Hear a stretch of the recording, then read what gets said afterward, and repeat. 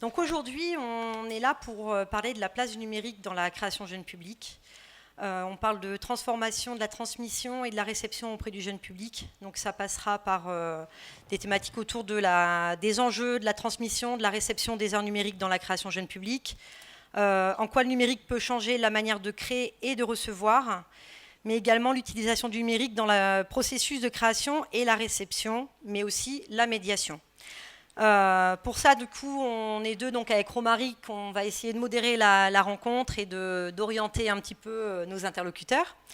Donc, Éric Bézy, dit Popé. Alors, Éric Bézy, tu es metteur en scène, comédien, bricoleur. Je trouve que c'est important de le dire aussi. Mais principalement vidéaste, puisque tu réalises des films d'animation en stop motion. On détaillera après, hein. Je vais juste vous introduire tous les deux. Et François Berreur, donc directeur artistique de la compagnie Les Intempestifs, directeur éditorial des éditions Les Solitaires Intempestifs et fondateur du site théâtrecontemporain.net, qui est un site de ressources dédié au théâtre contemporain. Je vous laisse peut-être la parole et puis après on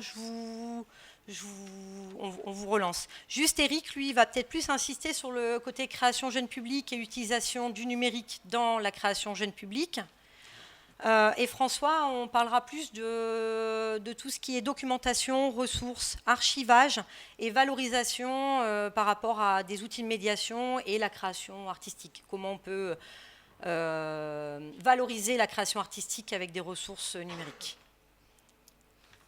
Éric, tu te présentes plus en détail ou tu veux que je parle un peu de tes créations vite fait en quelques lignes? Je peux le faire, j'en suis capable.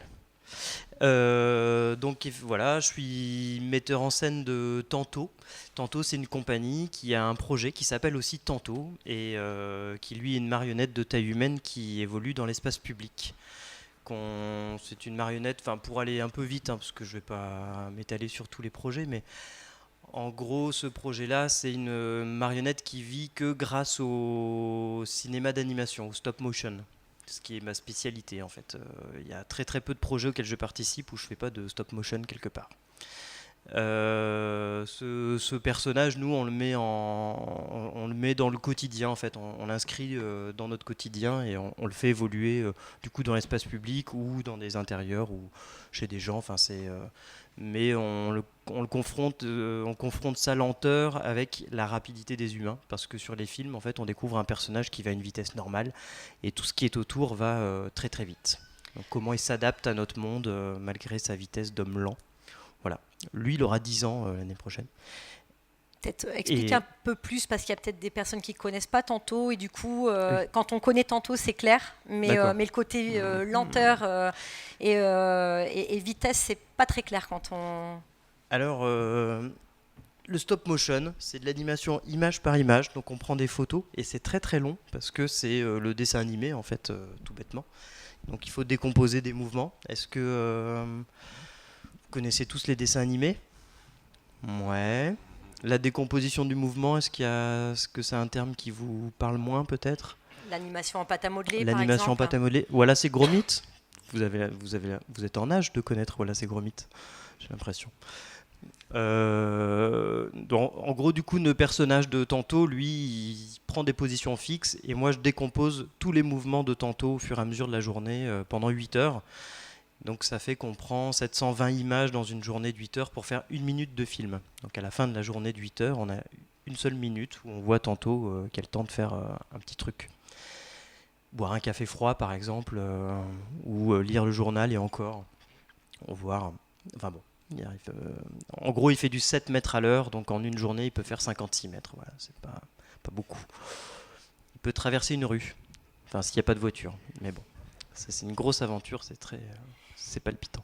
Du coup, la spécificité, c'est que du coup, Tantôt vit dans un espace-temps qui est complètement différent à celui qui l'entoure, puisque, comme tu disais, 7 mètres à l'heure, on imagine la marionnette qui va vraiment tout doucement, mais le monde qui l'entoure, et souvent il est entouré de plein de gens parce que ça se fait dans l'espace public, eux, on a l'impression du coup à la fin de la journée, quand on passe le film, qu'ils sont à grande vitesse.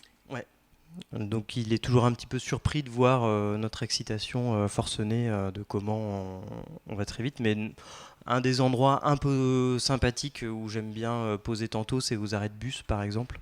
Parce que dans les arrêts de bus, en fait, ce qui est intéressant à cet endroit-là, c'est que nous, on va utiliser des moyens de transport pour aller plus vite, du coup pour se déplacer d'un endroit à un autre à une autre vitesse, et en même temps on passe autant de temps à attendre. C'est-à-dire, on attend le bus pendant 10 minutes, un quart d'heure. Quand on est dans le bus, on attend encore que le bus arrive à l'endroit, donc on reste nous dans une position assez fixe. Et donc ce qui permet à Tantôt, bizarrement, de pouvoir voir des humains qui sont à l'arrêt de bus. On va rester 10 minutes, un quart d'heure, on s'assoit, et pendant ce 10 minutes, un quart d'heure là, ça permettra à Tantôt de percevoir la présence d'un humain qui sera assis à cet endroit-là. Donc ce qui est intéressant avec Tanto, c'est qu'à la fois on le confronte à une vitesse ou à notre vitesse à nous qui va extrêmement vite, mais en même temps, il y a des passerelles qui se font. Il y a des moments où nous, on va être un peu plus observateurs que d'habitude et qu'on ne sera pas tout le temps dans de l'action. Et c'est ces moments-là qui nous permettent à nous de percevoir Tanto et de Tanto de nous percevoir. Cette espèce de passerelle temporelle que j'essaie de trouver. J'appelle ça des failles spatio-temporelles d'ailleurs. Bon, enfin, après, c'est une démarche artistique que j'ai depuis 10 ans maintenant. L'année prochaine, Tanto aura 10 ans. Et du coup, elle s'est beaucoup nourrie, beaucoup étoffée. Et du coup, ma manière de poser Tanto à des endroits, enfin, c'est difficile de le résumer comme ça en quelques phrases parce qu'on intervient sur des territoires, on va intervenir auprès, par exemple, avec le Phénix, on avait fait un partenariat avec le Vieux Condé, le Phénix, pour la ligne 2 du tram, donc du coup c'était un moment pour l'ouverture de cette ligne 2, de faire intervenir Tanto à cet endroit-là autour de cet événement. Et donc là, le complice principal, c'était quand même l'entreprise de tram. Et donc, il nous permettait d'avoir accès à des trams inhabités, d'avoir accès aux dépôts, de pouvoir faire des interventions, en tout cas avec eux, en complicité avec eux. Et donc, des fois, c'est des habitants, des fois, c'est des entreprises, et selon les endroits où Tanto va se poser, ça change, quoi. À Indre, par exemple, un autre endroit où il est allé récemment, c'était avec le service municipal de la mairie, donc le service technique, beaucoup. Donc on a mis en place plein d'histoires avec les services techniques en particulier. Donc la base, c'est vraiment ça, c'est que Tanto c'est un homme lent, mais en même temps c'est aussi un personnage qui fait partie de chez nous, enfin qui fait partie de notre univers, parce que tous les endroits où on est allé, toutes les personnes nous ont dit «Ah mais oui, nous aussi on a notre Tanto». Très régulièrement, c'est un personnage finalement qui amène un peu une forme d'empathie, ou en tout cas on trouve toujours un écho en fait d'un Tanto chez nous. Enfin voilà, enfin dans tous les endroits. Et le fait que tu sois comme ça sur du stop motion, tu me disais, rien n'est caché, la technique est visible. Et comme c'est assez long, du coup, je pense que les gens ont le temps de s'arrêter. Quand c'est du personnel, la connivence, elle est plus facile. Mais tu me dis que c'est un outil de rencontre. Et enfin, moi, pour l'avoir vécu aussi, je pense que j'en suis convaincue.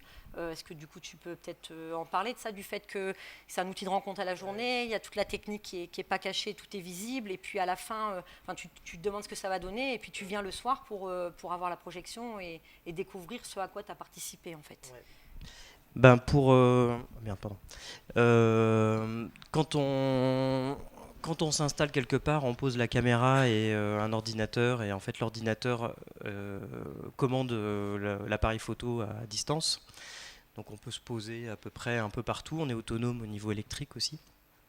Et du coup, on se met souvent à des endroits de passage en général.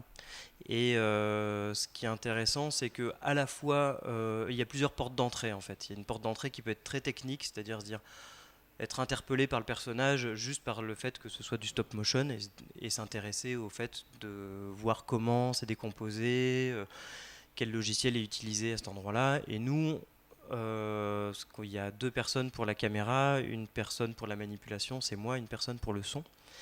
On ne joue pas de rôle particulier à ce moment-là, on n'est pas en train d'interpréter On est plus en train de faire une sorte de performance de stop motion. Et donc le fait que la technique soit à vue, c'est à la fois pour que les gens ne se sentent pas volés dans leur image, parce que filmer dans la rue, ça peut être aussi un peu gênant pour les passants qui pourraient ne pas avoir envie qu'on leur prenne leurs images. Donc c'est aussi pour qu'ils soient prévenus et aussi pour que s'ils ont envie d'en discuter, on peut en discuter. Et c'est aussi mais certains s'y intéressent pas du tout et s'intéressent que à Tantôt. Et en fait, quand on parle de Tantôt, on en parle comme un personnage vivant. Donc c'est un peu la seule petite déformation, c'est-à-dire que c'est une marionnette effectivement, mais qui est en train de faire une action en particulier. Donc enfin voilà, tout est un peu, comment dire, c'est un peu sans mensonge. Mais après, moi je parle de Tantôt comme un personnage vivant parce que j'estime que c'est un personnage vivant en fait. Parce que toute l'énergie que je mets dans la décomposition des images et tout l'effort que je fais jour après jour pour lui donner des mouvements un peu fluides et puis le faire évoluer, le faire sauter d'un avion, le faire chevaucher une baleine gonflable, le faire juste traverser une rue, c'est toute une histoire qui lui insuffle une vie, et en fait, qui se voit après dans les images. Mais après, on n'est pas du tout à cacher la technique, quoi. Et c'est comme sur le deuxième projet qu'on a créé, qui s'appelle VHS, qui est plutôt un spectacle en salle. Là, c'est pareil, la technique, elle est posée sur le plateau. Et donc, on fait un film d'animation en stop motion, plutôt un film d'animation de science-fiction sur le plateau. Donc le spectacle dure une cinquantaine de minutes et on a tout un dispositif technique qui est à vue, qui est un peu compliqué, donc on ne l'explique pas pendant le spectacle, mais après, quand on nous pose la question, on explique comment ça marche, quoi. Du coup, tu peux peut-être embrayer sur le fait, enfin là sur Tantôt, tu es vraiment dans le côté stop motion, bidouilleur, constructeur qui t'est propre. Là, quand on en parlait, on est plus sur le numérique au service de la création. Jeune public, où là, du coup, tu as dû faire appel à quelqu'un pour te créer un outil, une application à développer et du coup qui n'est pas du tout la même chose. Là, il y a la nécessité de la technique pour faire ta création, alors que pour Tantôt, c'est un outil, le stop motion, l'image, enfin peu importe comment on l'appelle. Mais la démarche n'est pas tout à fait la même sur VHS. Non, en fait, la grosse différence, c'était que pour Tantôt, moi j'ai repris les outils qu'on utilise pour les tournages de films d'animation pur et dur. Donc en fait, les outils existent déjà. En fait, on pouvait facilement mettre en place le dispositif sans. Enfin, bon, on a acheté un logiciel, par exemple, donc c'est un logiciel qui n'est pas du tout open source. Et après, l'ordinateur et la caméra, enfin, tout ça était de pair. Mais par contre, pour VHS, on avait besoin d'un outil qui n'existait pas. Donc il fallait vraiment faire une création propre pour ce projet-là. Et du coup, ça, c'était un peu plus compliqué parce que on n'avait pas forcément. On avait une idée de ce qu'on voulait comme outil, mais donc là, on l'a fait développer sous Pure Data. C'est un David Le Maréchal qui nous l'a fabriqué, qui travaille beaucoup sur Pure Data pour plein de trucs. Et il nous a fabriqué du coup tout un outil pour. Alors, je vais essayer d'être clair. Pour synchroniser l'appareil photo avec la boucle sonore du musicien. C'est-à-dire qu'on est deux sur le plateau, il y a un musicien et moi-même. Et l'idée, c'est que le musicien, il a une pédale de boucle. Et donc, quand il fait sa boucle, l'ordinateur, suivant un système de calcul, est capable de déterminer la durée exacte de cette fameuse boucle. Donc il va dire elle dure 2 secondes et 16 centièmes. Et l'ordinateur, sachant ça, peut après, suivant un top, prendre des images toutes les 2 secondes et 16 centièmes. Ce qui fait que moi, par exemple, quand je vais manipuler un matériau, eh ben, Arnaud va me dire je déclenche sur tel temps fort l'intervallomètre et moi je sais que sur ce temps fort là la photo est prise. Donc Donc entre le temps, du coup entre le moment où la photo est prise, il faut que je me démerde pour pas être dans l'image ou pour être au bon endroit surtout. Ce qui n'est pas forcément toujours évident, mais bon après ça va. Donc ça c'est une manière très simple de l'expliquer parce qu'après il y a tout un système pour accélérer la boucle, pour la diminuer, pour faire un système manuel et un système pas manuel. Enfin on peut débrayer. Et après ce qu'il y a c'est qu'à un moment donné nous, Arnaud et moi-même, nous on n'est pas du tout des aficionados. Enfin on ne sait pas utiliser Pure Data par exemple, donc il a fallu que le créateur David, qui fabrique toute une interface qui soit accessible pour qu'on puisse nous facilement appuyer sur tel bouton pour pouvoir mettre en route le système. Et du coup, il y a un moment de passation qui s'est fait au début en faisant ah ouais, tu pourrais faire un truc plus clair avec des couleurs et puis des gros boutons tout rouges et verts et jaunes pour qu'on comprenne bien. Voilà. Parce qu'on, Et comme quoi ça c'est possible. Tu peux utiliser du numérique sans être un geek. Voilà, après ça s'est fait sur plusieurs passes. C'est-à-dire qu'on a les premiers moments, on s'est quand même rendu compte qu'il y avait des petits trucs. Enfin, ça s'est pas fait tout de suite d'un coup d'un fou, quoi. On est revenu dessus plusieurs fois. Et puis après, c'est là aussi le problème de penser à un outil qui n'existe pas et après de l'éprouver, c'est qu'à un moment donné, on voit aussi les limites de tel objet. Enfin, on l'éprouve une fois, puis on se dit ah, ce serait bien de pouvoir faire telle petite modification, pouvoir rajouter tel truc. Et du coup, dans le processus de création, il a fallu qu'on revienne régulièrement sur l'outil pour pouvoir l'améliorer, le faire évoluer au fur et à mesure, pour que là, il soit arrivé vraiment à un niveau où ça fonctionne parfaitement bien sur ce qu'on veut faire, quoi. Même plus. Il y a des choses qu'on n'exploite pas dans le spectacle de VHS qu'on pourrait utiliser sur d'autres spectacles, sur d'autres projets, quoi. Ça devient un outil qu'on pourrait décliner ailleurs, qui n'est pas spécifique finalement à VHS en lui-même. Et en préparant la rencontre, du coup, une des questions qu'on se posait, c'est par rapport à l'utilisation de ces outils, parce que là, c'est consubstantiel à votre démarche, que ce soit sur Tanto ou sur VHS. Est-ce que l'utilisation de l'outil numérique provoque un autre type de rapport à des publics plus jeunes ? VHS par exemple a été programmé en séance scolaire par exemple. Quel est ton regard à toi en tant qu'artiste par rapport à est-ce que ça crée des points de passage différents avec le jeune public? Eh ben, en fait, je me suis posé pas mal la question de devoir venir à la table ronde. Je me dire mince, quel est mon lien avec le jeune public, nom de Dieu. Et ce que je me suis rendu compte, c'est que il y avait un élément un peu essentiel qui revenait souvent. Enfin, il y a un côté un peu magique dans l'image. Du coup, dans l'image projetée en général, et que l'animation en tant que telle. C'est quand même curieux de voir un objet qui est complètement inanimé et sur VHS c'est le cas, c'est-à-dire qu'on voit un truc qui bouge pas, on voit tout de suite le résultat et on voit ce mouvement dans l'image et ça a un côté un petit peu magique comme ça. Et j'ai le sentiment aussi que la toute première fois moi où j'ai animé un personnage en pâte à modeler, j'étais jeune encore, j'étais au lycée et j'étais complètement admiratif enfin j'avais pas l'impression que c'était moi qui l'ai vraiment fait bouger ce personnage parce que je l'ai juste pris en photo et puis après j'avais regardé puis j'ai fait oh c'est il bouge, c'est moi qui l'ai fait en fait, merde.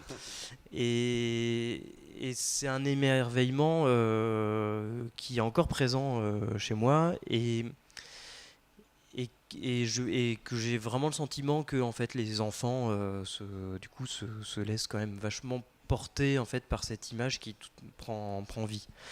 Et pour VHS, du coup nous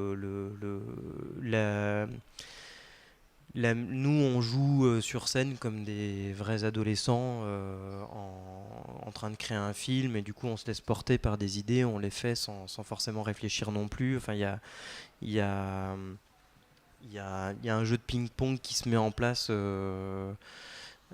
sur scène et en fait qui est aussi à l'image de, enfin en tout cas moi plus jeune d'avoir envie de faire un truc et je le fais sans vraiment me poser plus de questions que ça et il y a une sorte de petit plaisir comme ça qui est assez important. Du coup je sais pas si ça répond tout à fait à la question, mais Ouais, moi, tu me disais aussi que ce qui t'intéressait aussi, c'était ce côté artisanal qui rendait magique ces images aussi. C'est le fait de plus être dans le fait de subir la rapidité des images à la télé, les dessins animés et tout ça, et que là, on était sur des choses plus souples, plus fluides, et que du coup, c'était plus du tout le même rapport à l'image. voilà, tout ce qu'on, en tout cas, l'image, on l'utilise pour montrer une dimension qui est un peu autre. Donc, à la fois, c'est la création d'un film, donc on montre le résultat d'un travail, mais c'est montrer une dimension qu'on perçoit pas forcément avec notre œil. Et du coup, on parle pas de l'image comme celle qu'on a dans les médias, ou on parle pas de l'image qui est une sorte de tuyaux à image où il y a un flux permanent. On n'est pas sur, en tout cas, on n'est pas sur ce discours-là, quoi. On est vraiment sur Ce que ça rend visible, c'est l'atelier de fabrication de l'image plutôt que d'avoir le résultat fini. En fait, on voit comment ça se fabrique et ça se crée, quoi. C'est pas du prêt à consommer, quoi. Non. Donc parce qu'il y a une culture aussi dans les nouvelles technologies du do it yourself, de la fabrication aussi, qui est peut-être plus revenu avec Internet aujourd'hui et le fait que les outils soient disponibles. Là, on en a eu un bel exemple avec le spectacle précédemment. C'est vrai que c'est des outils presque qualifiés de low-tech, quoi. C'est-à-dire que voilà, c'est accessible à tout le monde, mais en même temps, l'utilisation créative de ces outils-là, il reste à en faire la démonstration. Tout le monde a un appareil photo, tout le monde pourrait avoir un petit Tanto chez lui, mais le fait d'avoir la patience de le faire, c'est encore autre chose. Ouais, ça, s'il y en a qui l'ont, d'ailleurs, je veux bien les rencontrer. Pour ma retraite, hein, que quelqu'un puisse me remplacer. Mais, peut-être à l'autre bout du spectre, parce que quand on a préparé la question, justement, on s'était posé la question de la transversalité des nouvelles technologies, à la fois sur les nouvelles technologies comme outil de création et à la fois les nouvelles technologies comme outil de médiation. Et peut-être, François, si tu peux nous présenter comment a commencé l'aventure de théâtrecontemporain.net, et puis après, comment est-ce que tu en es venu à t'intéresser à l'histoire de l'éducation aussi, et à ces différents enjeux à partir d'une utilisation des ressources liées au spectacle. Oui, pour résumer, bonjour. En fait, l'idée, elle était assez simple. Elle apparaît, enfin, j'étais pas le précurseur, mais bon, ça remonte un peu. Enfin, en 98, je me suis aperçu qu'il y avait un nouveau média qui s'appelait Internet, et que l'idée était, j'avais pendant 15 années dans mon travail d'assistanat et de théâtre envoyé des dossiers à beaucoup de monde pendant longtemps, pour beaucoup d'argent, avec un résultat quasiment nul. Et tout à coup, il y a un média qui arrivait et qui était l'idée de dire, je ne connais pas Enfin, c'est l'idée qu'il y a peut-être des gens... Moi, il y a des choses qui m'intéressent, et peut-être qu'il y a d'autres gens que moi que ça intéresse. Voilà. Quand je dis des choses, je parle des projets artistiques, et l'idée, c'était des spectacles, mais aussi au départ, beaucoup sur les auteurs, et ça a beaucoup évolué. Voilà. Mais sur, en fait, des projets qui sont localisés ici, à Valenciennes, et on se dit, ce que je fais, ça peut intéresser. Donc j'écris un texte, c'est plus facile à comprendre, mais c'est la même logique. J'écris un texte qui va s'intéresser. Et donc le média, c'était, c'est quelqu'un s'intéresse, va trouver cet endroit-là, enfin va trouver la documentation, voilà. Et donc l'idée, c'est de dire, quelqu'un s'intéresse. Prenons le spectacle d'aujourd'hui. Le titre, je me souviens pas le titre. Voilà, Joseph Keats. On s'intéresse. Donc je vais documenter Joseph Keats, Et puis, il y aura peut-être quelqu'un dans le monde, puisque c'était intéressant aussi, c'était effectivement toute la France et le monde, et que peut-être quelqu'un va s'intéresser à Joseph Keats. Et moi, je vais essayer, par ma documentation, de l'encourager à découvrir plus le travail. Et au fond, la démarche ultime, c'est d'aller au théâtre, dans une salle. Voilà. Alors, ça, je dirais que c'est la démarche de base. Voilà. Après, dans son évolution, en fait, et qui est liée aussi à l'évolution d'Internet, je dirais qu'il y a en fait, la grande base, c'est connaître et faire connaître, mais aussi en employant des stratégies d'Internet. C'est-à-dire que dans l'évolution, si vous voulez faire connaître ce que vous faites, vous êtes obligé de passer par d'autres médias aujourd'hui. C'est-à-dire que l'idée, c'est qu'il faut être, plus vous êtes vu, plus vous êtes vu. Donc l'idée, c'est un peu ce que vous faites aussi avec avec l'association Jeune Public. Au fond, il y a différents projets, mais vous vous rassemblez pour faire connaître son projet, vos projets individuels, un projet global vers le public et vos projets individuels. Et je dirais que le projet de théâtre contemporain, dans son esprit plateforme, c'est de dire, on peut référencer effectivement un certain nombre de personnes. Ces personnes qui sont référencées appartiennent, soyons larges, aujourd'hui c'est quand même tout le spectacle vivant hors musique, puisqu'il y a même la danse, le cirque, théâtre de rue, etc. Et donc cette communauté-là, elle va avoir une visibilité. Voilà. Plus le fait que la nourriture de cette communauté participative est mutualisée. C'est-à-dire que l'idée, c'est que chacun va bénéficier de ce que d'autres vont amener. Voilà.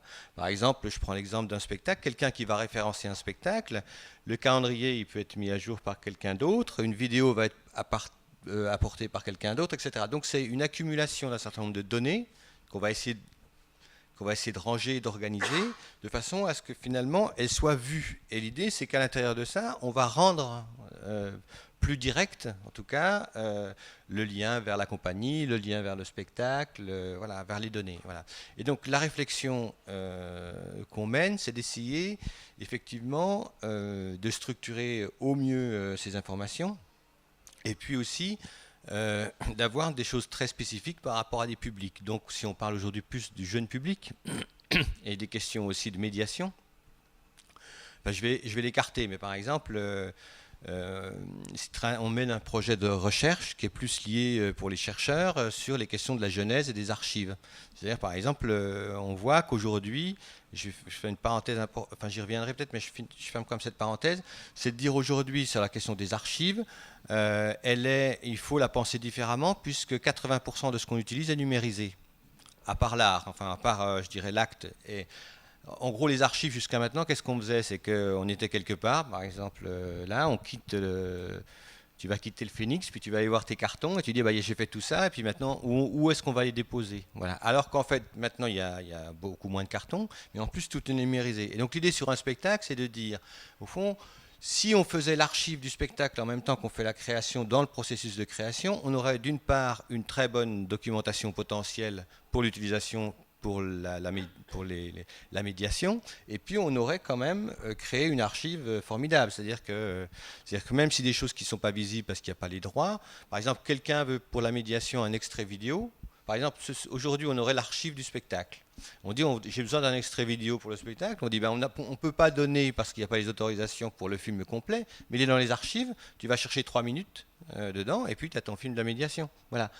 Donc ça, c'est un peu la question fondamentale. C'est encore un peu tôt aujourd'hui pour en parler, mais l'idée, c'est aussi qu'on va vers un temps où ce qu'on appelle l'archive, qui est une chose du passé, sera quelque chose du présent. Et c'est pour moi, je trouve que c'est assez fondamental de l'approche documentaire. Peut-être l'appeler plutôt valorisation plutôt qu'archivage. Oui, mais aujourd'hui, ça s'appelle comme ça, parce que sinon, on ne pense pas à tout. L'idée, c'est de penser à tout ce qu'on veut garder et ranger et classer. Voilà. Et c'est pas valorisation, justement, c'est que le mot archive est juste dans ce qui garde de la mémoire. Voilà. Après, c'est la méthode qui aujourd'hui est déjà obsolète et va l'être. C'est-à-dire que par exemple sur les compagnies, parce que je pense il y a des compagnies aussi, vous êtes... c'est-à-dire que, en fait, mettre tout sur un disque dur, par exemple, vous avez un cahier de mise en scène, vous le passez sur une photocopieuse, c'est numérisé, c'est rangé, c'est sur un disque, on n'en parle plus. Voilà. Alors que dans 10 ans, c'est dommage, on n'a plus de mise en scène, on n'a rien gardé, etc. Voilà. On n'est pas obligé d'utiliser. Voilà. Donc je ferme cette parenthèse-là, elle est importante. Après, donc depuis quelques années, on se pose la question, effectivement, de la question de la médiation et la question du public jeune, et plus particulièrement du jeune public, puisqu'on a été partenaire l'année dernière de la Belle Saison, justement. Et donc, les questions, en fait, de ce qu'on essaie de faire, donc c'est cette idée de la documentation, mais après, en plus, on a donc créé un petit onglet dans les spectacles qui s'appelle Éduc, voilà, qui est orange. Et dans cette idée-là, c'est de dire aux enseignants, voire aux lycéens, aux jeunes publics, en tout cas, c'est de mettre dans cet onglet-là une documentation spécifique qui puisse permettre la médiation. Par exemple, je vois le spectacle aujourd'hui, qu'est-ce qu'on ferait? On se dit, tiens, on veut faire un onglet jeune public. On a une documentation sur le spectacle, et par exemple, dedans, on pourrait mettre les liens, justement, vers les sources technologiques. Voilà, c'est de dire, et puis d'essayer de proposer des pistes de travail en classe, etc., pour utiliser la ressource technique. C'est-à-dire que s'approprier la ressource technique, et ce qui est formidable, c'est que du coup, là pour le moment, la force du spectacle, c'est qu'effectivement ce que tu disais, on voit que la force du spectacle, c'est de nous raconter autre chose que l'idée simple de la technique. Je parle de la ressource technique sur effectivement la vidéo, mais c'est le même principe sur des textes. C'est-à-dire que, au fond, sur ce qui peut être froid dans l'étude d'une scène de l'avare, peut être tout à fait ludique, et le spectacle éclaire différemment le rapport à une scène de l'avare parce qu'il y a la représentation. Donc c'est aussi l'idée que pour les pistes de travail ou les pistes de réflexion, elles doivent être aussi des choses qui amènent c'est des petits bouts qui font que notre regard change, par exemple sur la littérature ou sur un extrait. Et donc à partir de là, l'idée, c'est d'avoir une documentation plus complète, c'est-à-dire effectivement d'extraits vidéo, etc., qui permettent d'avoir une vraie réflexion sur l'objet artistique. Voilà. Donc là, effectivement, même si, puisque là, on vient de créer un partenariat avec France Télévisions sur vous savez, Culture Box, pour récupérer les visions complètes.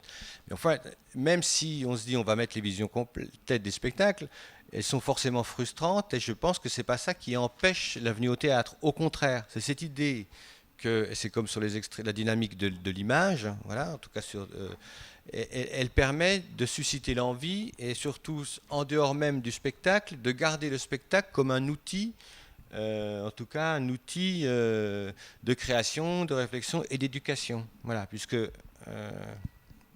moi je crois beaucoup dans ce développement, au fait aussi que en fait, c'est les choses périphériques qui nous... Enfin, pour moi, je crois beaucoup que la périphérie, d'une manière ou d'une autre, va quand même nous amener, un jour ou l'autre, à aller voir l'objet qui nous intéresse. Voilà. Donc, plus on a de renseignements périphériques, plus on est amené à y voir l'objet.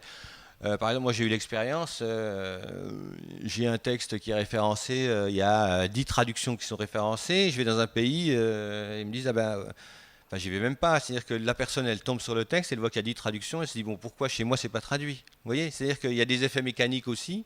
Voilà.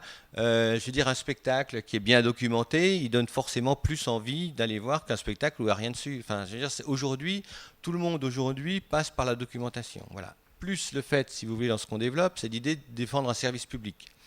C'est aussi d'avoir une partie qui dit toutes les documentations qui sont faites, qui sont dans ce site, elles sont rangées de manière très basique, c'est de la base de données MySQL, c'est très basique, et de dire en permanence, nous, vu le volume qu'on va traiter, on va réinjecter en permanence des fonds pour développer techniquement. Voilà. Parce qu'en fait, ce qu'on voit, c'est qu'aujourd'hui, les sites sont de plus en plus accessibles, mais de plus en plus simples, parce qu'au fond, techniquement, ça devient de plus en plus compliqué à avoir la profondeur du site, si vous voulez, est de plus en plus limitée. Je le vois sur les théâtres, par exemple, les sites des théâtres sont de mieux en mieux, et ceux qui sont les mieux sont les plus simples. C'est-à-dire qu'on va directement à l'information. Par exemple, sur les spectacles aujourd'hui, dans la plupart des sites des théâtres, c'est une page, et on revient même à des téléchargements ou une vidéo, c'est tout. Mais on n'a plus ce qu'on avait avant, une espèce de dizaines de pages sur les spectacles, parce qu'à un moment donné, techniquement à maintenir, c'est très compliqué, on rechange chaque saison, etc. Donc l'idée, si vous voulez, de ce qu'on a développé, c'est essayer de développer quelque chose qui là est à l'inverse, qui est développé pour être en profondeur. C'est-à-dire que nous, on a un système qui fait qu'on peut ajouter des pages à l'infini. À travers la structure des onglets, on peut mettre, il y a des spectacles où il y a, je sais pas, Enfin, là, on vient de faire, justement, on est en convention avec Canopé sur pièces démontées.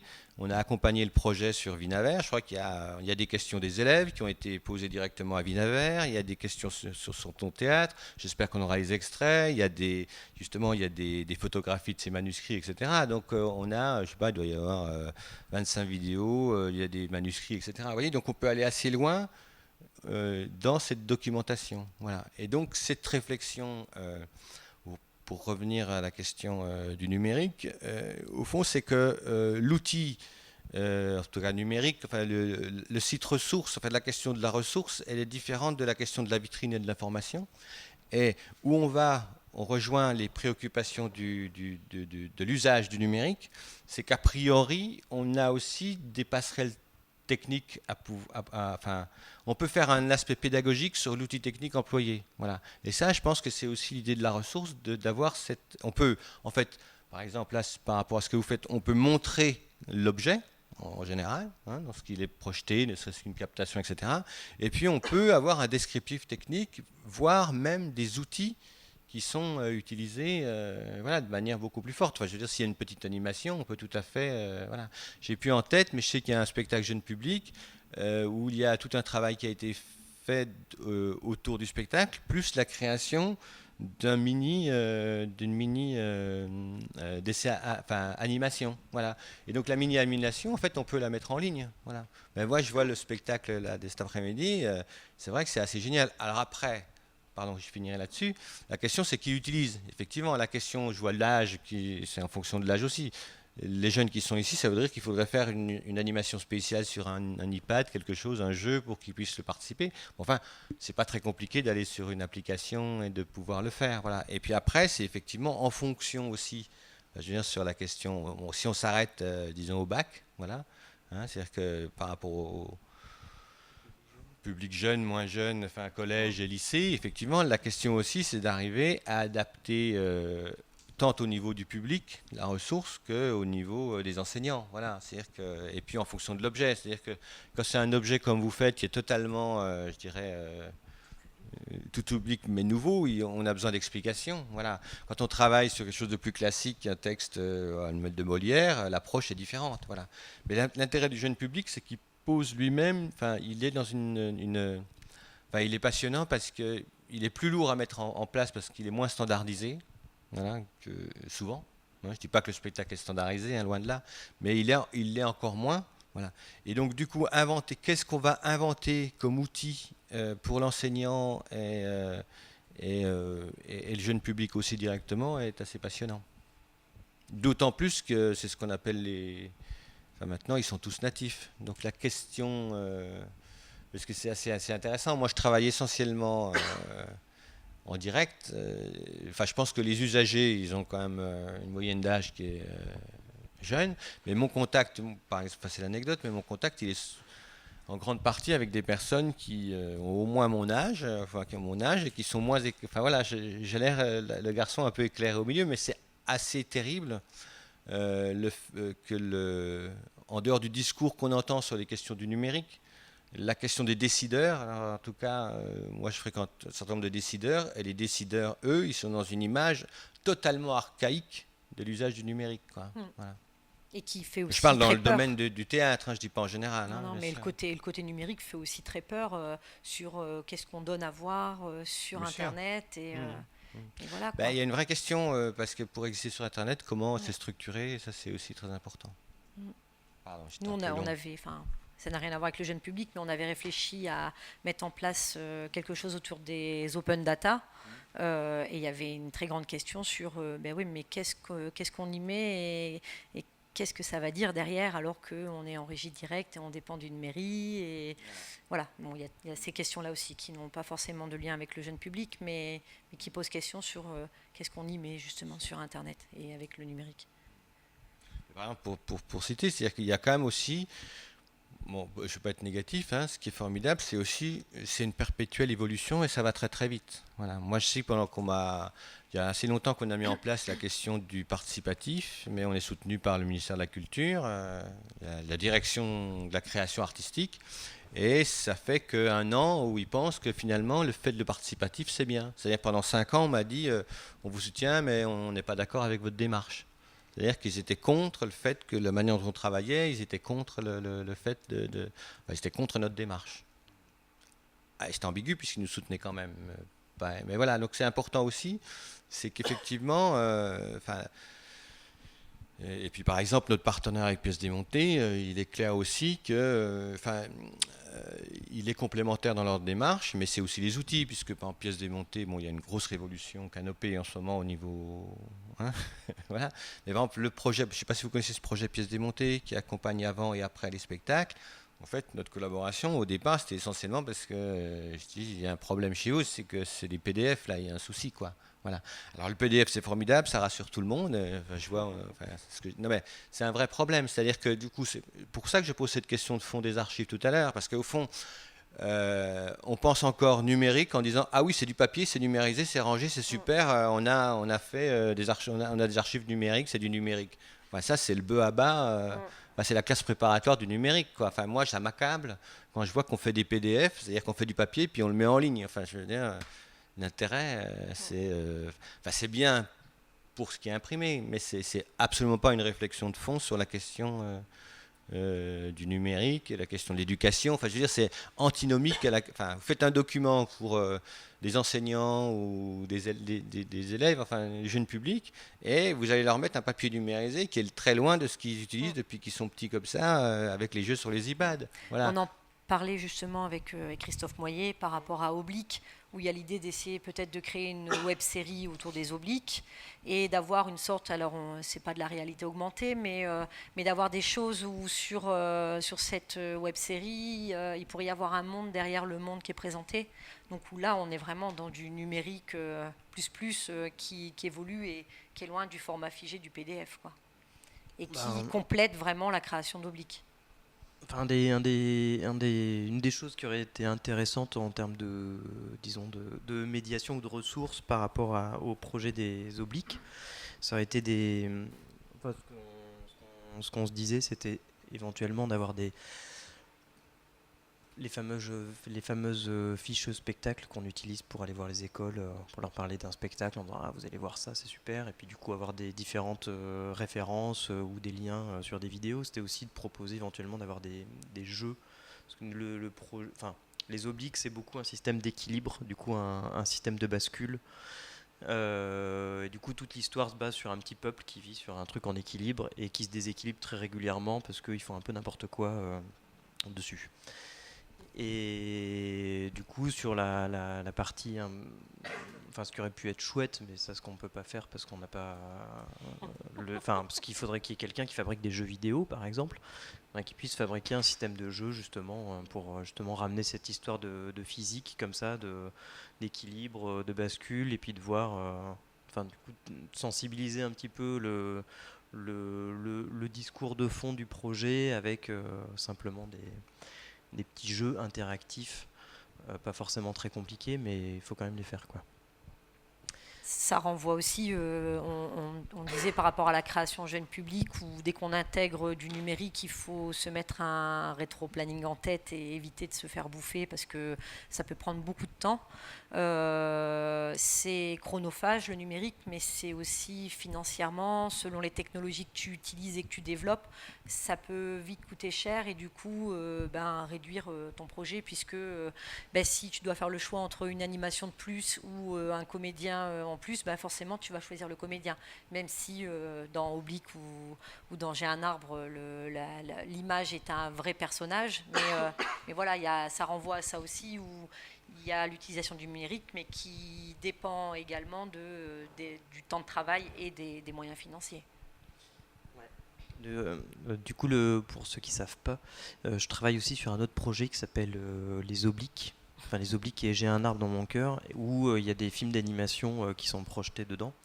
Et sur le J'ai un arbre, la difficulté en fait qu'on avait eue sur la première version, c'était que moi j'avais fait les films, les vidéos, et que après tout le temps de création et du coup de mise en scène, de travail de jeu et de répétition, c'était fait après les tournages.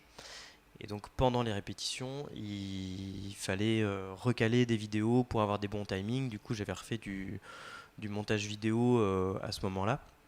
Mais je ne pouvais pas recréer d'images parce que j'avais fait le parti pris de faire à la craie sur un tableau noir pour avoir une belle matière et un beau rendu. Et du coup, quand il s'agissait de lancer la deuxième version du spectacle, du coup là une nouvelle histoire des obliques, mais plus pour les tout petits, pour les 4-8 ans, je crois, ou les 4-7 ans.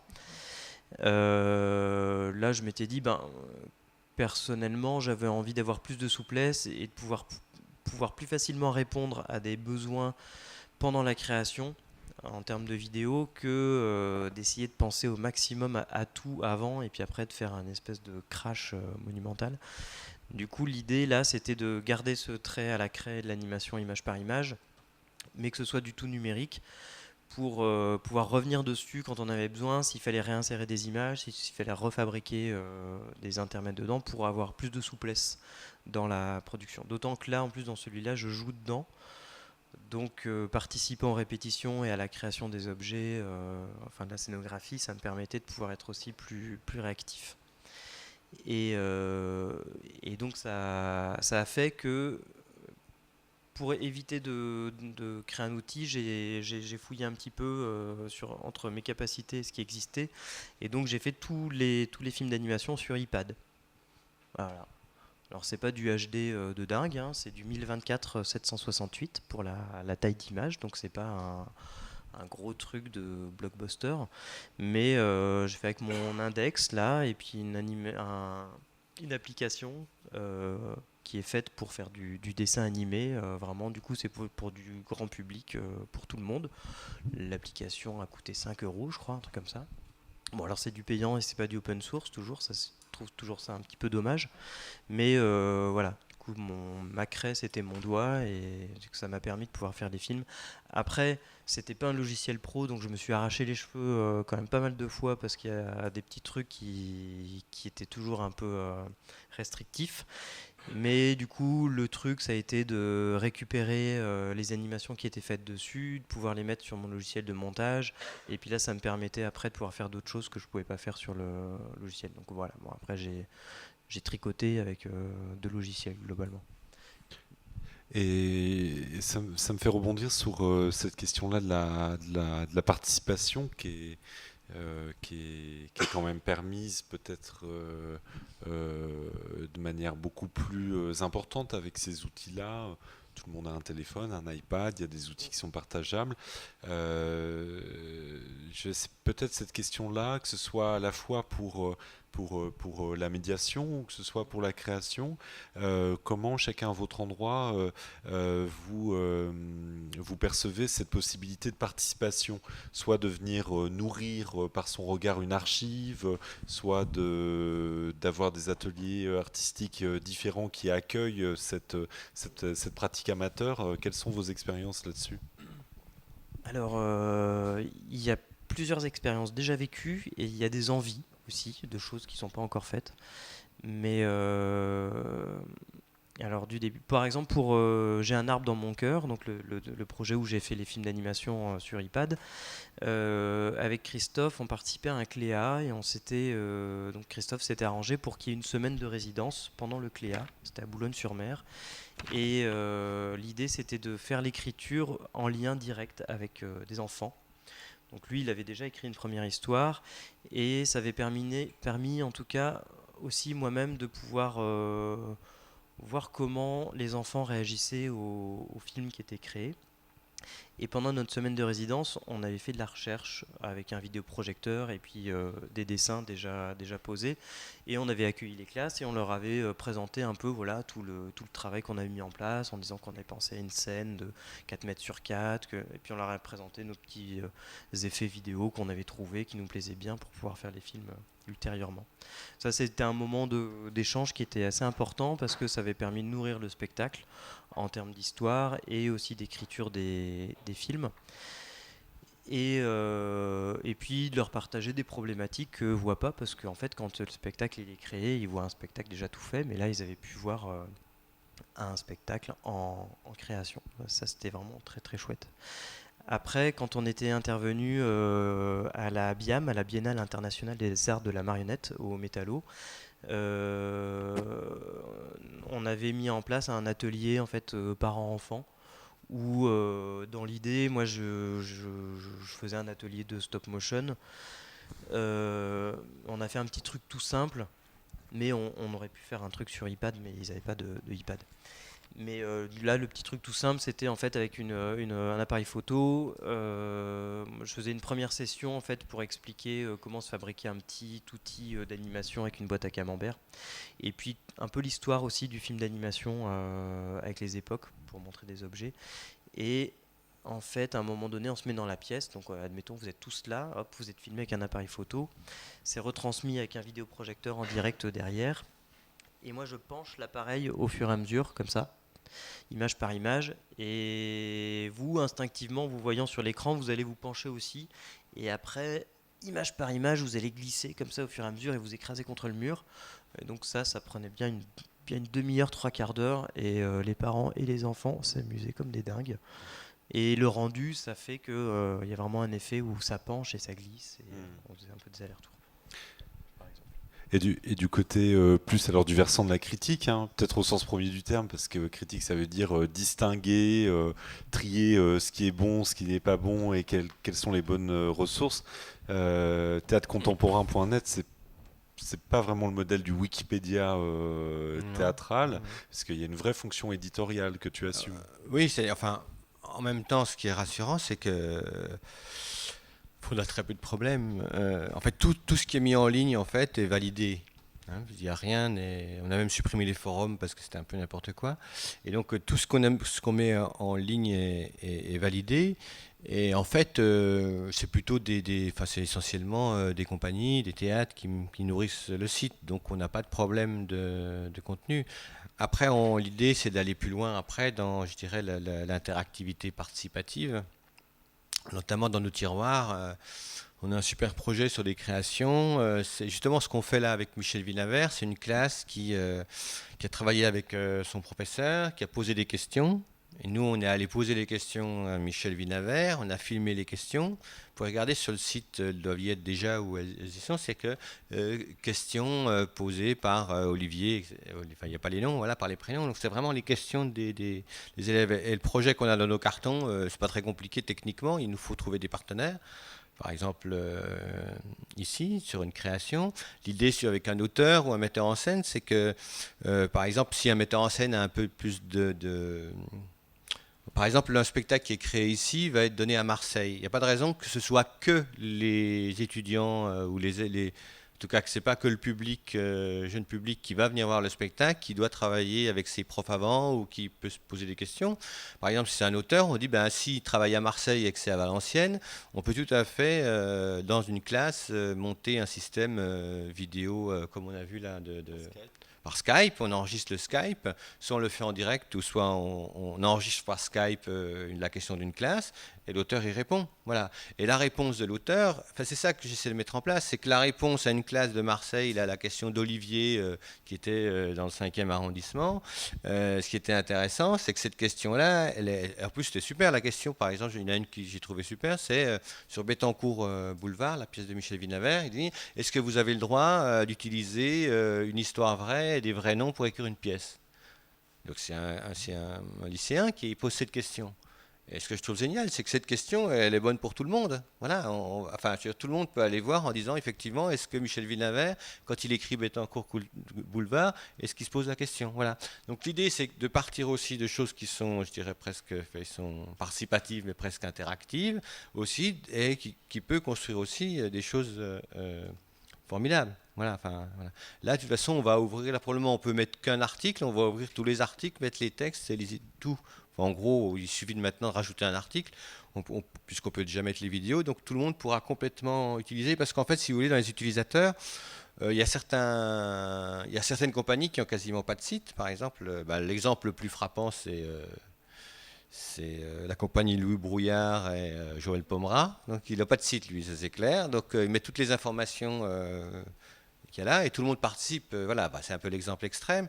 Mais c'est ce que je disais aussi sur la question du potentiel qu'on peut mettre en place, et sur les questions d'éducation aussi, c'est important, parce que c'est une autre réflexion. C'est-à-dire que sur un spectacle, je trouve que la question, pourquoi moi ça me passionne beaucoup ces questions de rapport au jeune public au sens large, c'est parce que au fond, la communication, vous faites un spectacle, vous faites une communication, alors ce que tu disais, tu vois, il y a une note d'intention, etc., l'entretien, enfin on peut baliser un peu, voilà.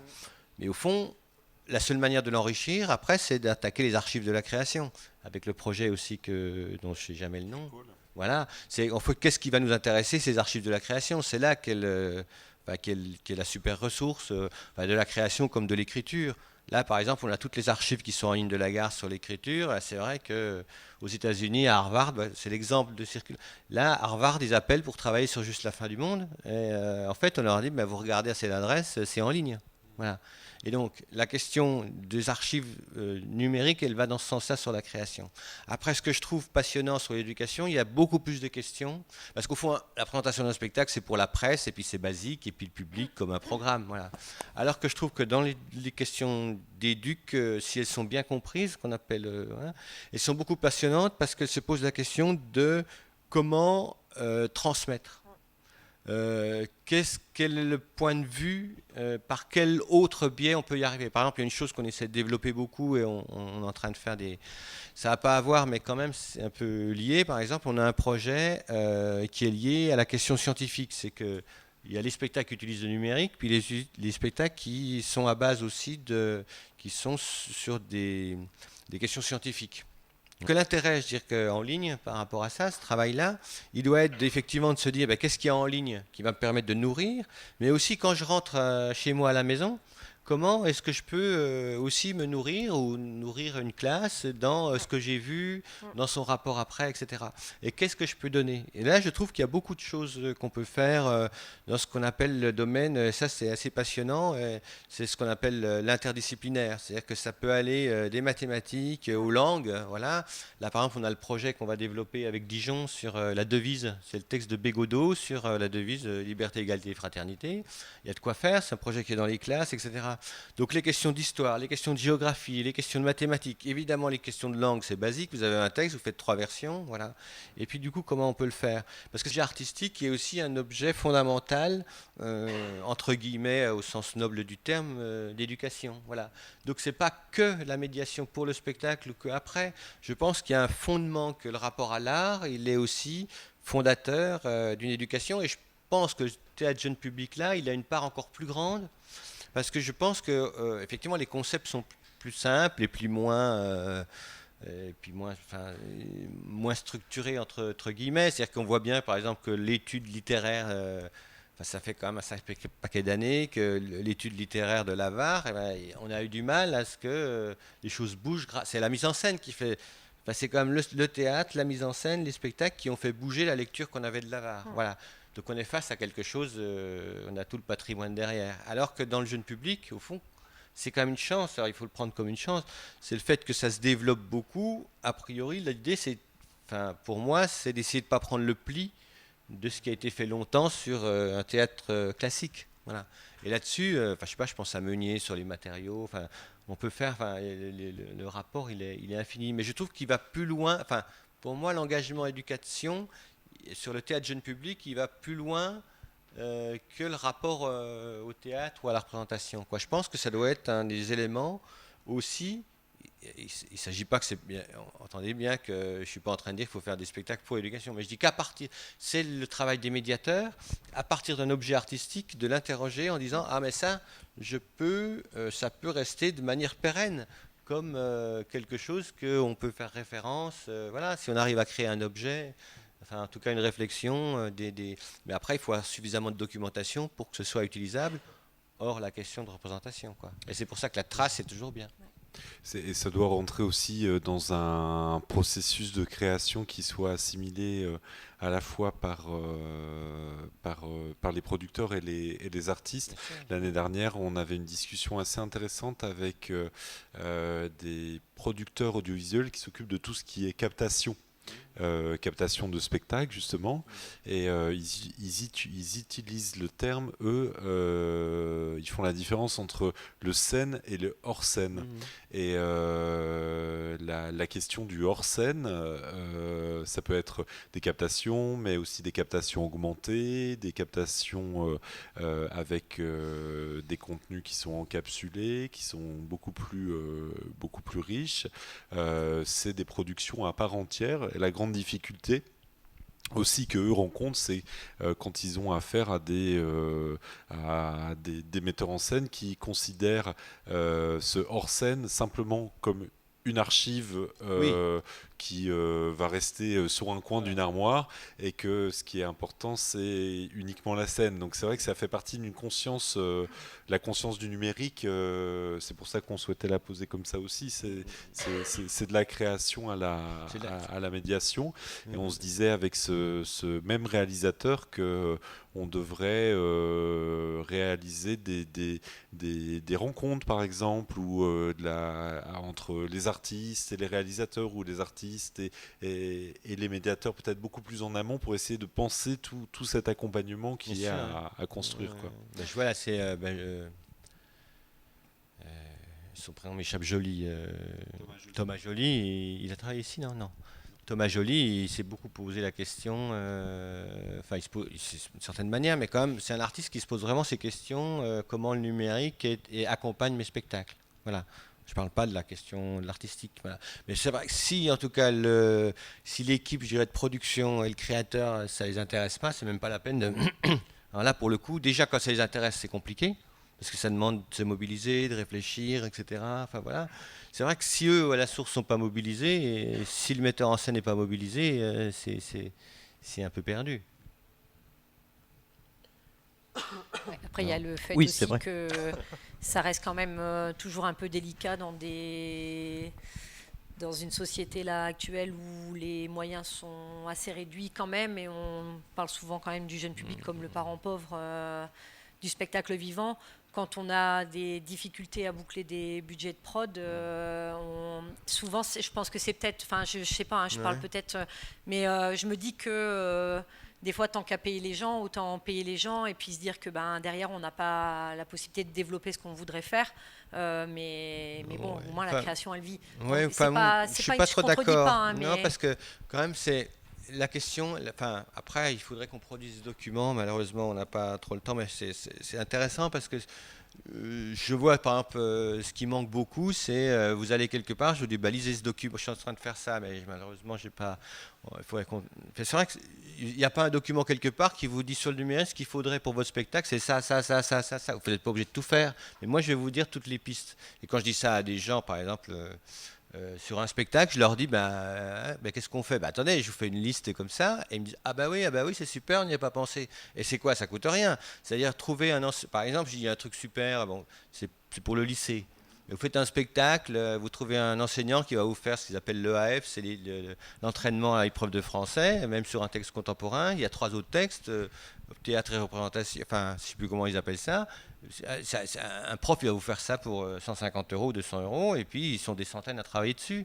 Après, sur les questions, ce que je citais, c'est quand même plutôt la question d'essayer de réfléchir à qu'est-ce que je peux faire, identifier, ce que je disais tout à l'heure, il faut identifier quelque chose qui est en relation avec l'éducation, et puis derrière, c'est pas énorme les moyens. Enfin, je veux dire, après on se dit, qui est-ce que, par exemple, je vais travailler un prof, c'est la question de géographie, et, par exemple, il voyage à travers les pays dans un spectacle. On connaît bien un prof de géo, quelqu'un, on lui dit qu'est-ce que tu fais en classe avec le collège ? Ah oui, il y a ça, puis on en discute et puis on trouve des idées. Parce que la question surtout, c'est que moi je suis vraiment d'accord sur le fond, c'est-à-dire que c'est plus une question de d'avoir envie ensemble, de partager quelque chose. Après, sur les compétences, parce qu'il s'agit quand même souvent, là-bas, c'est de réaliser un article un peu bien écrit qui est aussi dans un protocole qui est différent de ce qu'on travaille comme artiste ou comme metteur en scène. Si vous travaillez avec un prof, vous lui dites ce que vous faites, il ne partage pas, mais si vous écoutez ce que lui il fait avec ses élèves, vous avez plein d'idées à lui suggérer. C'est-à-dire qu'il dit, ah oui, on travaille ça, il y a telle chose, vous voyez. Et donc je pense que c'est souvent la question de la discussion avec il y a les profs relais, enfin, dans les structures, qui sont un peu spécialistes, et puis de partager simplement avec un enseignant qui correspond au niveau des classes. Mais du coup, on n'est plus forcément sur du numérique, là. Mais moi, je pourquoi? disais par rapport à... Non, mais si après, on il peut faut créer savoir un kit l'objet. d'animation Mais non, je ne suis pas d'accord, parce que la question de ce qu'on veut créer, si on dit on va créer avec du numérique, d'accord, mais pour créer quoi? Alors que ce qui est quand même fondamental, c'est pas de perdre l'objectif pour raconter. Enfin, c'est comme un spectacle. On s'en fout du numérique. C'est qu'est-ce qu'on raconte. Le numérique, c'est quand même un moyen. C'est-à-dire que quand tu fais ton travail, c'est un moyen de raconter quelque chose. Donc souvent, en fait, on met un peu la charrue avant les bœufs. On dit, ah ben, je vais faire du numérique, il me faut un objet numérique. Non. Là, par exemple, aujourd'hui, je me dis, dans la réflexion, je vois le spectacle, je me dis, ah oui, on peut essayer de faire une petite chose toute simple avec le téléphone, découvrir l'application, une chose qu'on retrouvera dans le spectacle. Enfin, là, mais du coup, la question surtout, c'est qu'il faut que la question du numérique, mais elle est valable pour tout, les moyens, l'étude, les qualifications, elle doit se greffer déjà sur qu'est-ce qu'on veut partager. C'est à quel endroit on veut aller. Une fois qu'on sait l'endroit qu'on veut aller, on essaie de trouver les moyens. C'est-à-dire que souvent, effectivement, le danger du numérique, et je l'ai vu plusieurs fois, on a une espèce d'objets qui ont coûté effectivement souvent une fortune, et puis qui sont autonomes eux-mêmes, qui sont très bien, mais qui racontent rien. Voilà. Alors qu'au fait, on peut faire des choses formidables avec pas grand-chose si on sait de quoi on veut parler, quoi. Voilà. Question de couleur, de forme, enfin je sais pas, par exemple, on n'a pas parlé de ça, mais sur le jeune public, toutes les questions de le rapport à la peinture, c'est pas forcément compliqué, une petite animation même. Alors du coup, la technique, elle se dit, j'ai besoin de 4 peintures, il faut que je les mélange, et qu'est-ce qu'on pourrait trouver. Voilà. Donc c'est aussi l'objet numérique qui doit être à notre service. C'est comme si l'objet numérique n'est pas lui-même, comme là par exemple. Aujourd'hui, c'était la manipulation numérique était l'objet même de la réalisation de la représentation, on peut dire. Voilà. Mais par exemple, on peut dire aussi que le numérique va nous aider à partager des choses en dehors de son usage direct, quoi. Mais comme aujourd'hui les choses sont liées, enfin sont proches, puisqu'en plus on va aller de plus en plus, je sais pas, avoir tout à coup une image, utiliser, enfin on n'y est pas encore, je sais pas ici dans votre région, mais enfin, je sais pas, l'idée que les enfants vont pas avoir je sais pas, moi je vois, j'ai près de moi un gamin qui a 12 ans, il a un sac, mais c'est monstrueux, il emmène ses livres, c'est monstrueux. Enfin, je veux dire, on va arriver à ce que les enfants aient plus de livres de classe, ils vont avoir une tablette ou un ordinateur quand même, non? Il y en on a va y arriver. Qui l'ont non déjà. Hein. On va pas y arriver. Si.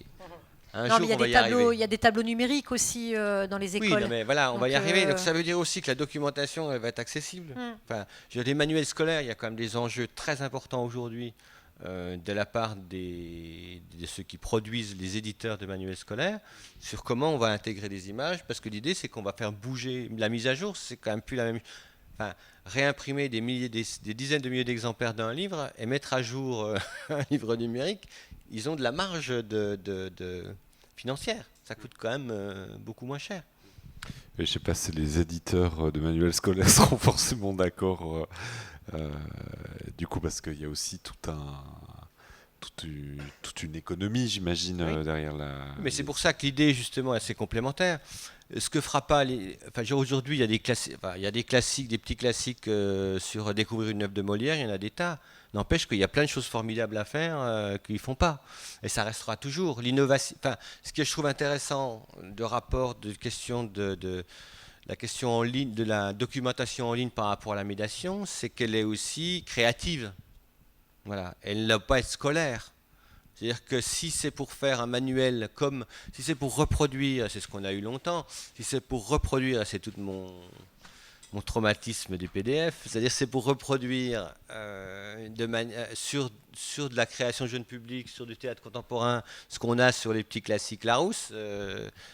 Enfin, voilà. Donc l'idée c'est aussi que la médiation c'est de la création, enfin, c'est de l'innovation.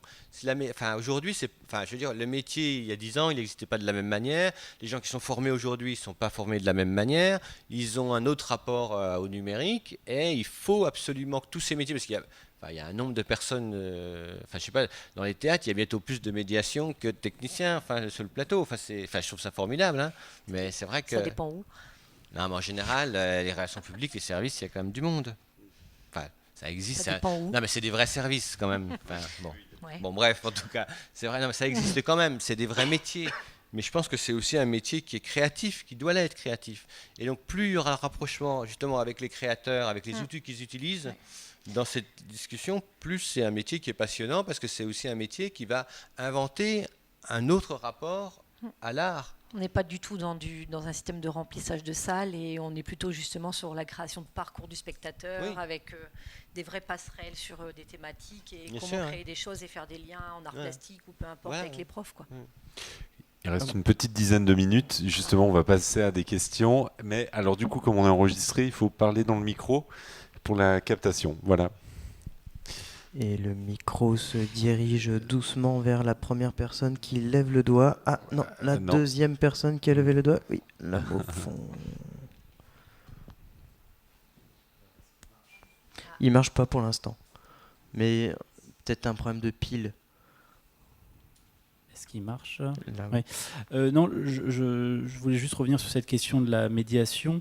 J'entends bien qu'on peut faire des choses très simples qui ne coûtent pas grand-chose avec, à partir du moment où on a l'idée, à partir du moment où le sens est là, etc. Mais je voulais quand même juste vous interroger sur le regard que vous avez sur le soutien institutionnel qui existe à ces choses-là, puisque... Enfin, je ne sais pas, ça me renvoie un peu à une discussion que j'avais eue il y a quelques années avec Olivier Donat sur qui a fait toutes ses études sur les pratiques culturelles, et qui disait sa perception à lui de la structuration, par exemple, du ministère de la Culture, c'était de dire en gros, il y a une grosse direction de la création, mais il n'y a pas de direction de la médiation. Et finalement, si on regarde ce que fait le ministère de la Culture sur ce domaine-là, il me semble qu'à part quelques très petits dispositifs comme expérience interactive ou des choses comme ça qui sont très très marginaux, il n'y a quand même pas grand-chose qui encourage à la fois les lieux, les équipes de création, de se saisir de cette question de la médiation. Parce que, pour revenir à ce que vous disiez tout à l'heure, c'est vrai que par rapport aux digital natives, enfin aux jeunes, que si à partir du moment où on veut rentrer dans une démarche un peu ludique, de créer un jeu ou quoi, il y a quand même tout de suite, on est tout de suite dans des logiques de programmation, de petite production. Voilà, nous on a un exemple là au Phoenix, c'est pas dans le cadre du jeune public, mais on accueille une adaptation des Bienveillantes de Jonathan Little, mis en scène par Guy Cassirs. Ils ont intégré dans le processus, mais en étant allé chercher de l'argent européen, etc., la production d'un dispositif interactif qui sera en ligne, dont les profs d'histoire, les profs de lettres vont pouvoir se saisir, etc. Français ? Pardon ? En français aussi, qui sera traduit dans toutes les langues des partenaires du projet. Mais voilà, se pose quand même, j'ai l'impression que le soutien institutionnel n'est pas à la hauteur. Et je voulais vous interroger sur... que vous aviez à dire là-dessus. Enfin, je sais pas, moi, l'endroit où je suis, je m'en rends pas bien compte. A priori, j'ai l'air plutôt au centre, et c'est un accablement pour moi, c'est quand je disais l'histoire je suis accablé. Enfin, c'est terrifiant, c'est effrayant. C'est effrayant. C'est-à-dire que nous, on n'a aucun moyen, et ça fait 10 ans qu'ils essaient de supprimer notre activité. Ça fait 10 ans qu'ils essaient enfin, peut-être pas 10 ans, 8 ans qu'ils essaient de supprimer l'activité de théâtre contemporain. Voilà. Pourquoi ? Parce qu'ils ont des institutions censées faire le travail. Sauf que, voilà. Et après, les institutions, ce n'est pas l'objectif. C'est-à-dire que le ministère de la Culture, en tout cas la direction culture telle qu'elle est, en tout cas moi, c'est notre partenaire direct, c'est la DGCA, n'a pas intégré que c'était nouveau. Donc, je veux dire, on ne peut pas demander à une structure qui fait de l'accueil en résidence d'auteurs de faire ce travail-là. Et c'est accablant. Pour moi, c'est là que le bas blesse. Hein. Non, pour moi, c'est assez grave le manque de prise de conscience, quoi. Parce qu'en fait, pour eux, un site internet, c'est ce que je disais, c'est que c'est une vitrine, c'est la ressource en ligne, c'est voilà. Ils sont très contents. Là, depuis 2 ans, on a mis en ligne les programmes de toutes les scènes nationales, tous les CDN et tous les théâtres nationaux. On a fait ça, on a lancé ça en avril dernier. Cette année, on avait fini au mois de septembre. Ils trouvent ça génial. Moi, je trouve ça me désespère. Enfin, je trouve ça bien de le faire. On l'a fait parce que c'est pas fait. Et on est en train de travailler avec un protocole avec la BNF pour déposer à la BNF. Enfin, la BNF, ça fait quand même 6 mois qu'ils y réfléchissent parce que c'est un peu long. Donc moi, je suis accablé. C'est accablant. Enfin, c'est terrible. Et donc toute cette réflexion-là, en fait, elle vient essentiellement Quand je vois qu'on a signé par exemple ce partenariat avec Canopé sur pièces démontées, c'est vraiment l'initiative de gens qui militent, qui sont désespérés. Et nous, ce qui nous motive, c'est le rapport aux profs, aux enseignants, qui sont vraiment, qui sont quand même, les enseignants, les relations publiques des théâtres, qui ont envie, etc., qui sentent qu'ils ont besoin d'outils et de partager des choses et des contenus. Parce qu'il y a les deux choses. Au fond, il y a la question du partage, ce que je disais tout à l'heure, et puis il y a la question de mettre en place des outils. Nous, on a 0 centime, 0 euro de production. Donc on travaille en partenariat très très bien avec un tas de théâtres, donc on fait de l'amalgame, mais au bon sens du terme de données. Mais par exemple, on a quasiment rien, on a très peu de budget de production. C'est-à-dire si sur un budget on pouvait effectivement... Alors on se dit on va travailler ensemble, après chacun est dans sa logique, etc. Mais effectivement de la part de la culture, en fait la culture dit c'est pas à moi, c'est à l'éducation. L'éducation dit oui mais c'est la culture, alors on est un peu entre les deux. Ils commencent à se parler un peu, j'ai un peu d'espoir parce que j'essaie de pas être complètement négatif. Là pour la première fois cette convention qu'on a signée, c'était en juillet 2015, ils nous ont donné de l'argent pour créer un site qu'on a fini en 2008. On n'a pas signé la convention, le site il est mort.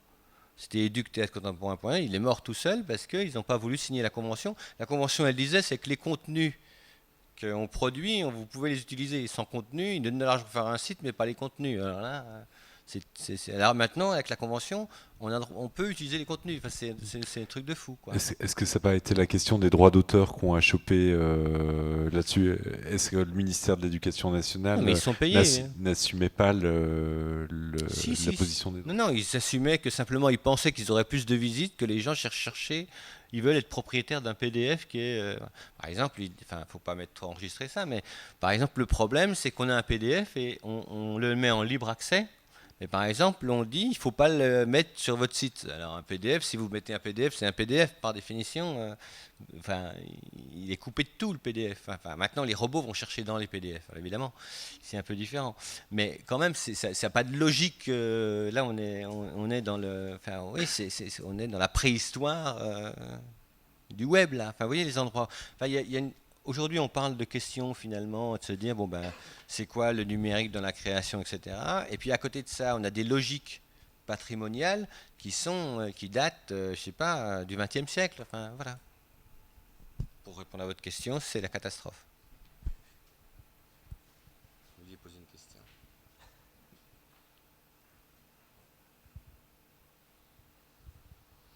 Oui, c'était pas vraiment une question, c'était plutôt une remarque.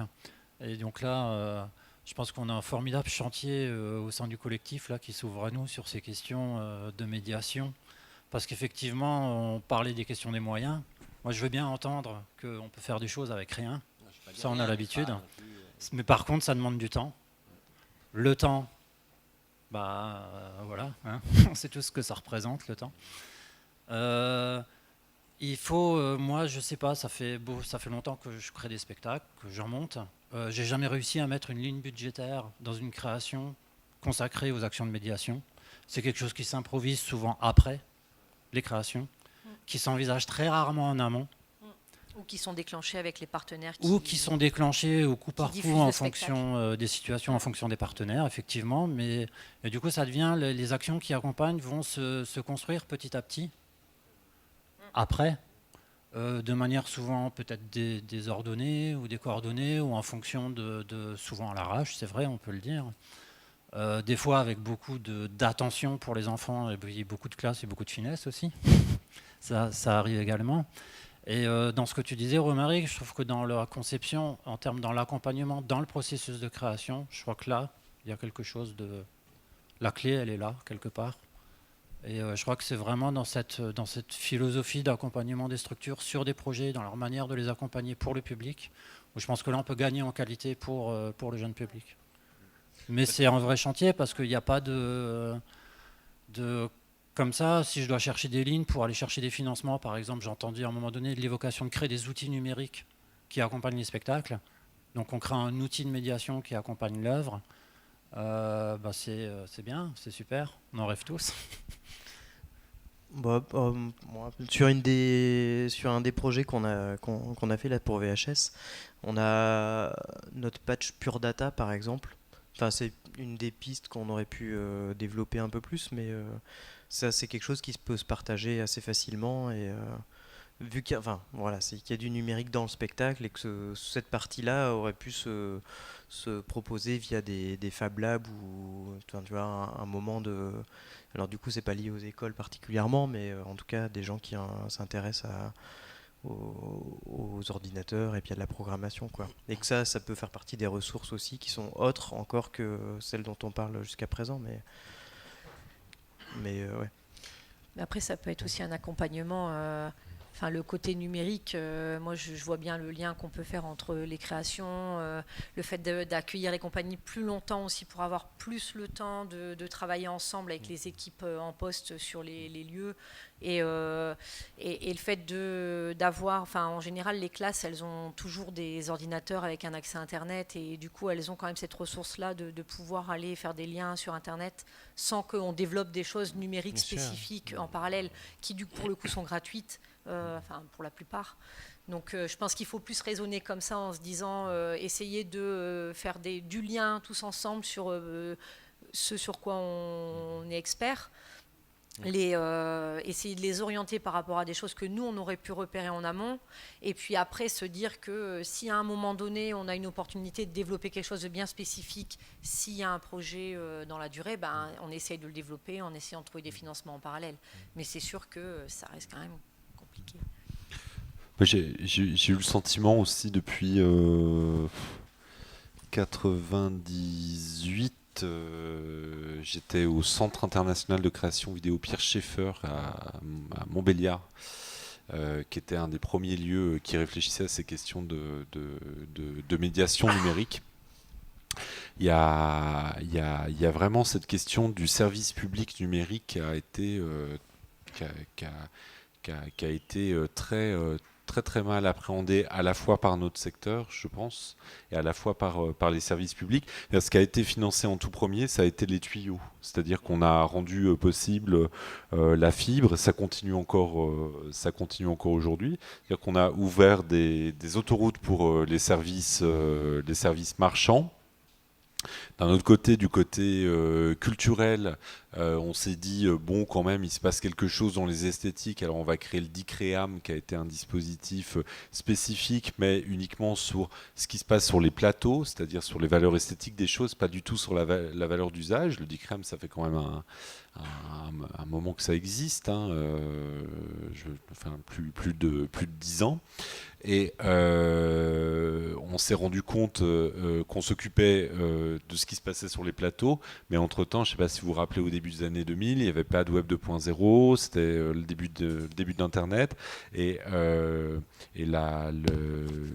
tout ce qui est réseaux sociaux, géolocalisation, développement des services, ubérisation, il y avait quelques philosophes comme Stigler qui le voyaient à l'époque, mais tout le monde prenait ça pour de la science-fiction. Et ça allait à une vitesse absolument phénoménale. Et aujourd'hui, il n'y a encore aucun dispositif qui aide le service public pour le contenu, qui finance les contenus. C'est extrêmement inquiétant. L'appel à projets culturels innovants qui a été formulé après par le ministère de la Culture, je crois que ça remonte à 4 ans. Un des critères de faisabilité, c'est sur les retombées économiques potentielles du projet et son autonomisation. C'est pas du tout le critère du service public rendu à la population ou du service éducatif ou voilà. Donc en quelque sorte, les marchands ils ont gagné la bataille langagière et de qu'est-ce qu'on projette maintenant au niveau des nouvelles technologies. Et je pense que c'est assez inquiétant parce que c'est aujourd'hui, si sur la jeunesse justement on a des difficultés aussi pour faire en sorte que les théâtres soient pas des musées, c'est-à-dire des lieux uniquement de conservation, et que ce soit des lieux un peu vivants. Et là, je pense qu'il y a une grande responsabilité aussi.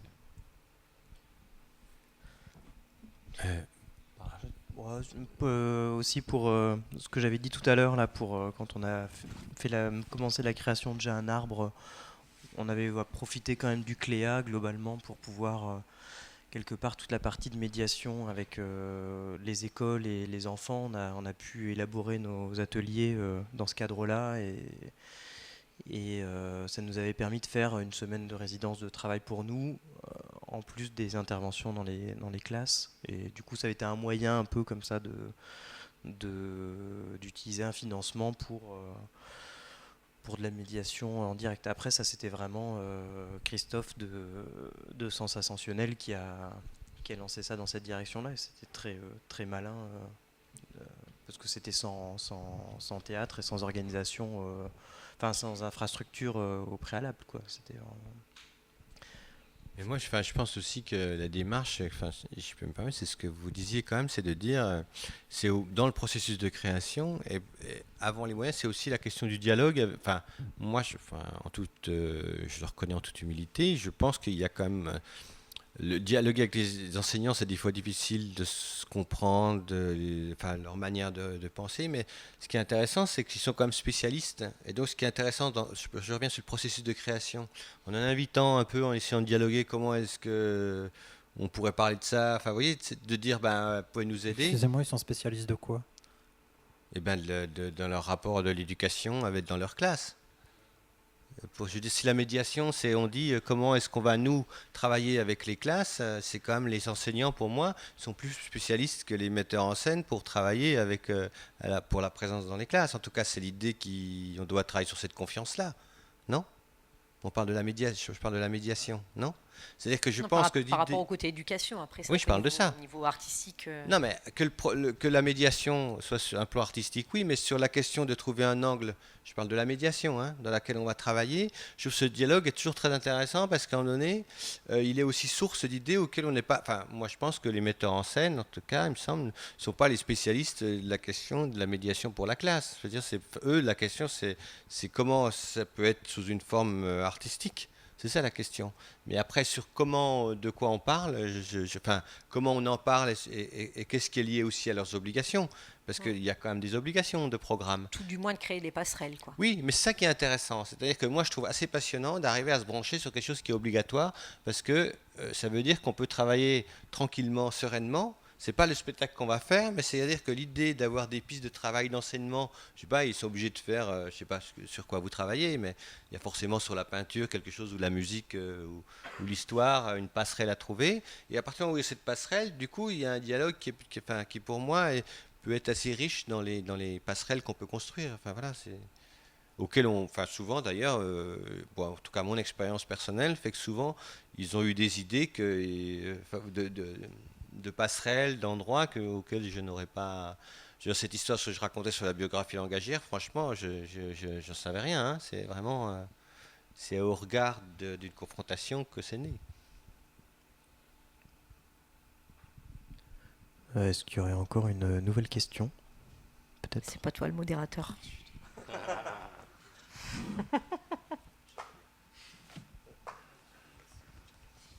J'ai une petite question pour vous. Alors, c'est un peu différent de ce dont on a parlé avant. C'est plus par rapport à votre travail d'éditeur. Est-ce que vous voyez des choses... vous devez voir arriver des textes un peu nouveaux, j'imagine, des nouvelles écritures, soit qui traitent justement des réseaux sociaux ou qui mettent en place des dispositifs. Je voulais peut-être un peu vous entendre parler là-dessus, parce que ça doit, à mon avis, sur les jeunes auteurs, je pense que... Et comment on vient remettre des mots de la littérature, du texte sur un monde d'images ou de textes qui deviennent plus brefs, très rapides, etc. quoi. Et oui, il en passe. Après, j'ai une petite parenthèse. Je sais pas. La question est, comment dire, c'est un peu différent parce que là, pour le coup, ma casquette d'éditeur, elle est plutôt de quelqu'un qui va avoir un regard critique et un choix différent de théâtre contemporain, où j'ai une vision plus globale de ce qui peut circuler. Pour répondre un peu rapidement, il faut un peu de temps, mais je trouve que ça arrive. C'est-à-dire que cette idée de comment est-ce que dans le texte lui-même, on prend en compte notre rapport aux médias, à l'écriture, quoi. Voilà. Donc ça arrive, j'en vois passer de temps en temps. Alors après, il y en a que je trouve bien, il y en a que je trouve moins bien, moins passionnant, je ne sais pas comment vous répondre. Là, je trouve qu'il y a un texte formidable là-dessus qui arrive. En janvier, c'est Pauline Perrade, qui était, je ne sais pas si vous connaissez, qui était à l'ENSAT, qui s'appelle Contrôle X. Et là, elle mélange justement des textes, c'est un dialogue par téléphone, par SMS, des textes qu'elle prend sur le net, etc. Je trouve que, enfin, dans la forme, je trouve que ça va être monté à Genève en plus, donc il va être monté aussi dans la foulée. Et là, par exemple, c'est un texte qui est très intéressant, qui prend en compte les formes de dialogue différentes, contemporaines, quoi. Voilà. Enfin, je trouve que c'est plutôt abouti, quoi. Voilà. Après, franchement, ça reste, enfin, il n'y a pas tant d'influence que ça. Enfin, on peut repérer des formes, après que ça nourrisse quelqu'un qui écrit normalement, oui, de manière plus classique, on va dire. Il est nourri aussi du monde contemporain, je crois ça quand même, enfin, sur l'écriture contemporaine. Même si la forme n'est pas forcément visible, la nourriture est liée. Après, l'idée de l'évolution de la langue théâtrale sur le côté aujourd'hui un peu déstructuré et tout ça, c'est quand même une chose qui est un peu déjà faite, quoi, voilà, d'une certaine manière.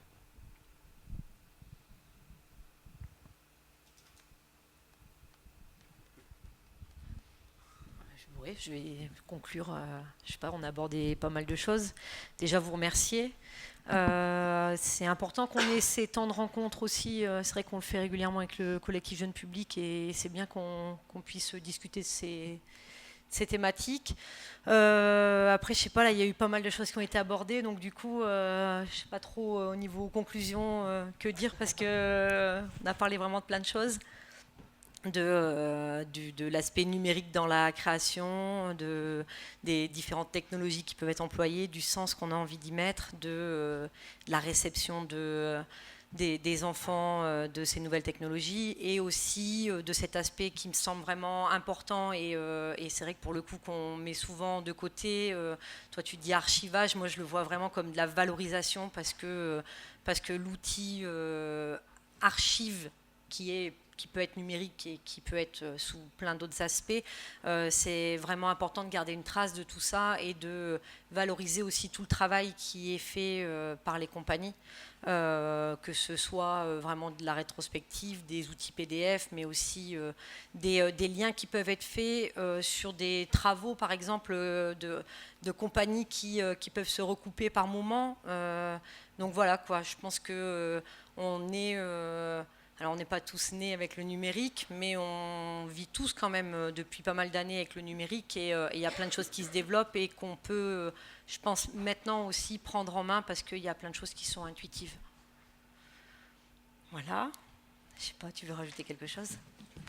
Non, je vous remercie et puis voilà, dire que